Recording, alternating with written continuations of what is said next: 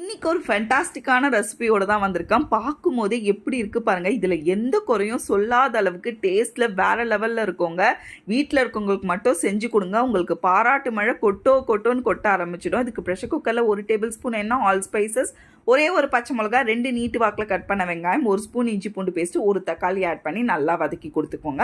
இது நல்லா வதங்கினோடனே 1/2 ஸ்பூன் மஞ்சள் பொடி, 1 ஸ்பூன் மிளகா பொடி, 1/2 ஸ்பூன் கரம் மசாலா, தேவைக்கேற்ப உப்பு சேர்த்துட்டு ராஸ்மெல் போக வதக்கிட்டு 1 கைப்பிடி அளவுக்கு பலாக்கொட்டை சேர்த்து வதக்கி கொடுத்துட்டு அரைப்புக்கு 1/2 கப்பு தேங்காய், 2 பச்சை மிளகா, 1 ஸ்பூன் சோம்பு, 15 முந்திரி, 1 டேபிள் ஸ்பூன் அளவுக்கு வேர்க்கடலை சேர்த்து நல்லா மைய அரைச்சி இதோட சேர்த்துட்டு மிக்ஸி ஜார் கழுவின தண்ணி ஒரு 1/2 கப் ஆட் பண்ணி நல்லா மிக்ஸ் பண்ணி கொடுத்துட்டு நல்லா ஒரு கொதி வந்த உடனே மூடி போட்டு 3 விசிலுக்கு ப்ரெஷர் குக் பண்ணி எடுத்திங்கன்னா இந்த மாதிரி சூப்பரான பலாக்கொட்டை குருமா ரெடி. ஒரு 15 மினிட்ஸ்க்குள்ளே நீங்கள் இதை செஞ்சு முடிச்சிடலாம். டேஸ்ட்டுமே சூப்பராக இருக்கும்.